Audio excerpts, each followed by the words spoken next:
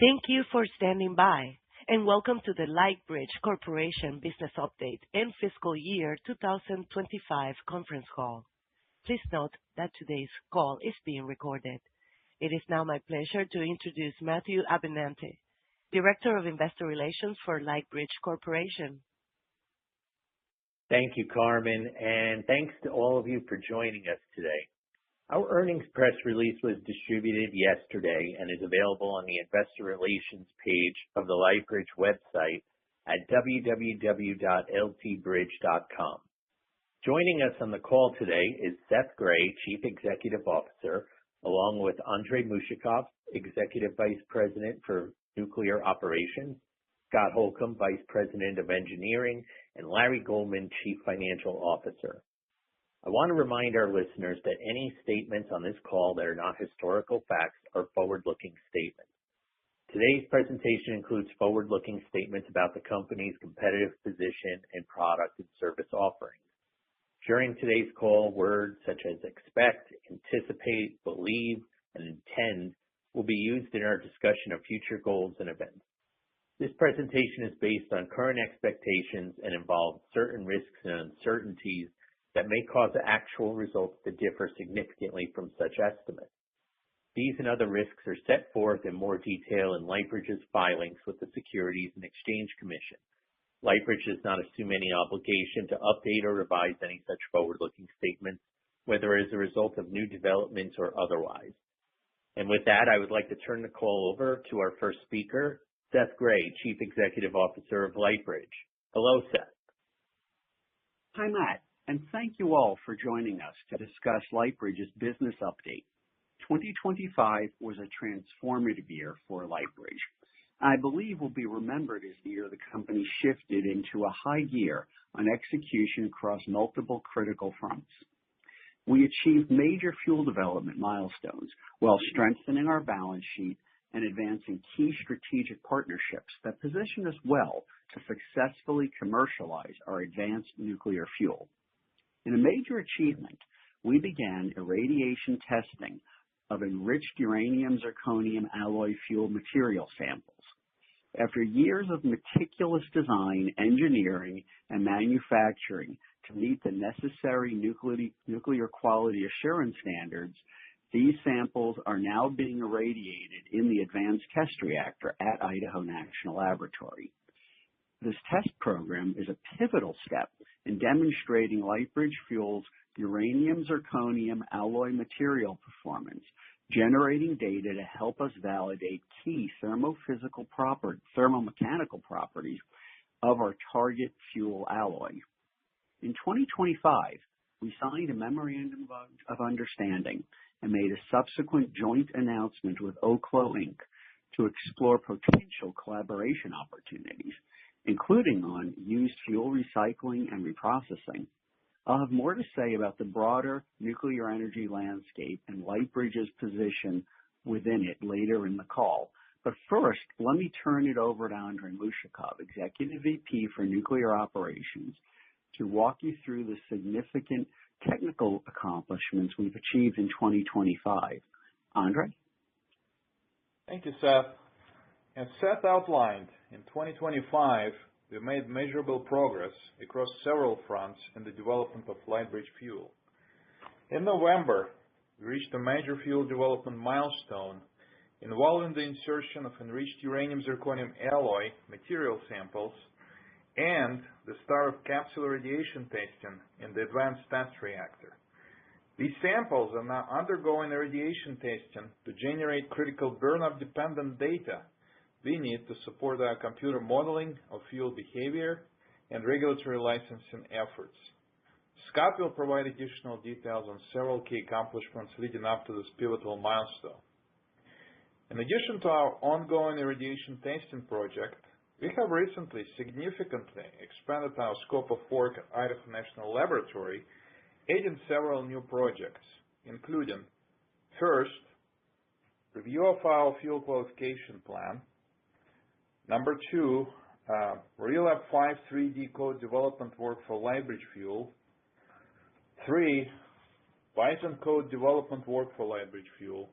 And 4, post-irradiation examination of Lightbridge fuel material coupon samples. Beyond our work at Idaho National Laboratory, over the past several months, we have significantly beefed up our in-house fuel development team across multiple disciplines, including neutronics, thermohydraulics and safety analysis, fuel performance, mechanical engineering, materials, regulatory licensing, and program management. This expanded in-house team will support the next phase of our fuel development efforts and our planned regulatory engagement with the Nuclear Regulatory Commission that we expect to begin this year. Next, in July of last year, we presented 3 technical papers at the Top Fuel 2025 conference organized by the American Nuclear Society, demonstrating the growing interest in our fuel technology within the nuclear community. Scott will provide additional details on each of the 3 papers. Looking ahead, our near-term priorities for the next 2 to 3 years include recruitment of additional personnel to support our ongoing and future fuel development activities, continued irradiation testing and post-irradiation examination of coupon samples, refinement of phenomena identification and ranking table analysis and fuel qualification plan, start of ongoing engagement with the U.S. Nuclear Regulatory Commission, further development of the co-extrusion fabrication process for rodlets and full-length rods, site selection and initial deployment planning for the Lightbridge expandable fuel facility, and thermohydraulic modeling and experiments to confirm pressure drop, critical heat flux, and other key parameters. We will provide updates on these activities as results and decisions are finalized. With that, I'll turn the call over to Scott. Scott? Thank you, Andrei. As Andrei mentioned, in November of last year, we began irradiation testing of our fuel material coupon samples in the Advanced Test Reactor, which is a major technical milestone on our critical path. I'll summarize some of the key accomplishments we've achieved in 2025 leading up to that important milestone. In June, we completed the final design review for our irradiation experiment at Idaho National Laboratory's Advanced Test Reactor, or ATR. This was a rigorous, multidisciplinary review in which our neutronics, thermohydraulics, and mechanical design parameters were independently approved by subject matter experts at Idaho National Laboratory. Completing this review was a critical step that cleared the path for us to proceed to fabrication and irradiation testing of the samples. Also in June, we announced our use of the Fission Accelerated Steady State Test Method, or FAST method. This approach uses higher enriched uranium in the range of 26 to 30% within the test specimens to accelerate the rate of fission and thereby compress our testing timeline relative to conventional irradiation methods. The FAST method allows us to reach target burnup levels more efficiently, which is essential for generating the performance data needed for NRC licensing in a commercially relevant timeframe. In July, we achieved a major fabrication milestone, the successful production of enriched uranium zirconium alloy coupon samples. These samples were produced using our proprietary co-extrusion process, which is the same process we envision using at commercial scale. By October, capsules containing our uranium zirconium alloy material samples were loaded into the experiment assembly that was subsequently inserted into the ATR test reactor. Then in November, actual irradiation testing commenced in the ATR. We expect the initial batch of partially irradiated samples to be discharged from the ATR in the April-May timeframe, with post-irradiation examination expected to begin later this year. The post-irradiation examination will evaluate structural integrity, dimensional stability, fission gas behavior, thermal conductivity, and overall performance of the fuel samples. As Andrei mentioned, Lightbridge presented 3 technical papers at the Top Fuel 2025 conference that was held in Nashville, Tennessee in October 2025. The first paper showed that Lightbridge's metallic fuel design remains well within safe temperature limits after a simulated locked rotor accident, strengthening the safety case needed for future regulatory approval. The second paper supported this by comparing Lightbridge fuel material to conventional UO2 in an internationally recognized OECD NEA transient simulation. This showed significantly larger safety margins, translating into greater operational flexibility and improved plant economics for utilities. The third study dealt with modeling of the fabrication process, and it showed that Lightbridge's patented co-extrusion fabrication process could be accurately modeled using genuine experimental data from the Idaho National Laboratory. These results will be used to verify fabrication models, which will in turn be used to optimize aspects of Lightbridge fuel extrusion. Taken together, the three papers contribute to building a compelling case across the key stakeholder groups: regulators, production partners, and utility customers. While significant work remains around fuel performance testing and regulatory qualification, each milestone reduces risk and reinforces confidence in Lightbridge's development path. I will now turn the call over to Larry Goldman, Chief Financial Officer, for a summary of the company's financial results. Larry? Thank you, Scott, and good afternoon, everyone. I'd like to remind listeners that our detailed financial results are included in our earnings release issued yesterday after market close and in our Form 10-K that will be filed with the Securities and Exchange Commission later today. Those materials are available on the Investor Relations section of the Lightbridge Corporation website and on the U.S. Securities and Exchange Commission's website. I encourage everyone to review those documents for a full discussion of our financial statements, risk factors, and related disclosures. As of December 31st, 2025, we held approximately $201.9 million in cash and cash equivalents, compared to $40 million a year earlier. This positions us with substantial financial resources sufficient to support our operations for an extended period well beyond the near term. Looking at our cash flows for fiscal 2025, we used approximately $14.3 million in operations, reflecting the continued investment in our fuel development program and expanded team.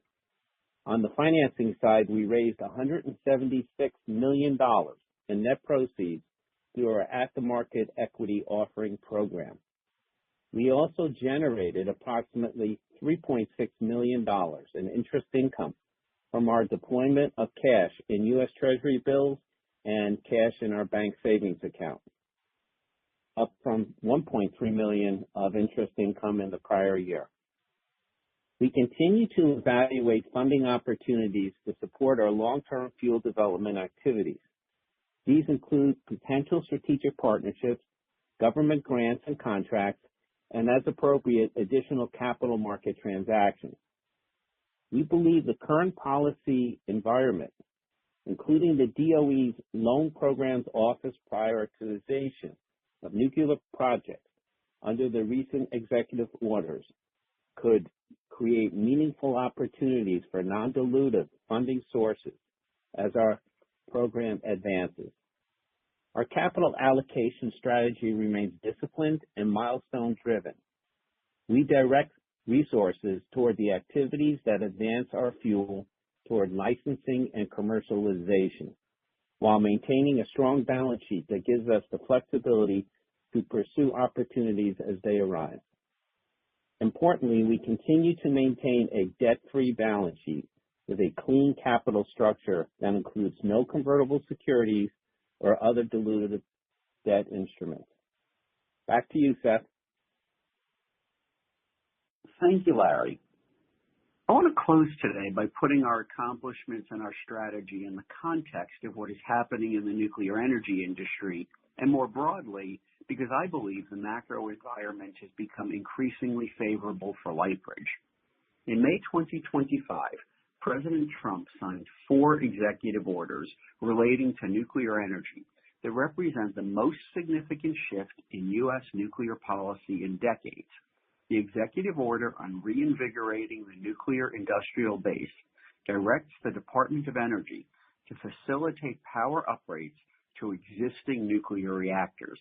Lightbridge fuel is designed to enable significant power upgrades in existing reactors. The executive orders also direct support for plutonium disposition in reactor fuel, nuclear power for military installations, and critical infrastructure, including data centers, and prioritization of nuclear projects within the DOE's Energy Dominance Financing Office. Each of these policy initiatives creates potential market opportunities for Lightbridge fuel. The broader market fundamentals for nuclear energy continue to strengthen. Nuclear power generated approximately 18% of U.S. electricity in 2024, making it the single largest source of clean electricity in the country. Globally, there are about 440 operable nuclear power reactors with a combined capacity of just about 400 gigawatts electric, plus 70 reactors currently under construction and more than 120 in advanced planning stages. What stands out the most is how the demand drivers are coming together. The rapid increase in data center capacity to handle artificial intelligence workloads is making the need for flexible baseload electricity even greater. At the same time, national desires for clean energy and concerns about energy security are strengthening the case for nuclear power. The U.S. and other countries have pledged to triple global nuclear capacity by 2050. The U.S. has also pledged to quadruple domestic nuclear power generation by 2050. By the middle of the century, nuclear power might make up more than half of the electricity generated in the United States, up from 18% today. Within this landscape, Lightbridge occupies a unique position. Our fuel technology addresses the largest segment of the global nuclear market, existing and new build pressurized water reactors. Unlike advanced nuclear companies that are developing innovative new reactors around old nuclear fuel designs, Lightbridge is developing new advanced fuel to be deployed into the existing reactors, providing increased power output and enhanced safety. Our fuel is also designed for use in new light water reactors, including small modular reactor pressurized water reactors. The ability of Lightbridge fuel to generate more electricity from existing nuclear reactors will be one of the most cost-effective ways to increase nuclear capacity. Our collaboration with Oklo in exploring spent fuel recycling aligns directly with the administration's executive orders on plutonium disposition and reinvigorating the nuclear industrial base. In summary, 2025 was a year of important progress for Lightbridge. We commenced irradiation testing, we raised capital to fund our fuel development program, and we advanced critical strategic partnerships. The nuclear power industry is experiencing its strongest policy and market support in a generation, and Lightbridge is well positioned to deliver a fuel technology that meets the industry's growing needs for enhanced power output, improved safety, and greater economic efficiency. We look forward to providing further updates as our irradiation testing program progresses and as we advance toward licensing and commercialization. No questions have been submitted for this call. I want to thank everyone for participating in today's call. We appreciate the continued support of our shareholders and the dedication of our team and partners. We look forward to updating you on our progress in the coming quarters. In the meantime, you can reach us at ir@ltbridge.com. Stay safe and well. Goodbye. That's our conference. Thank you for participating, and you may now disconnect.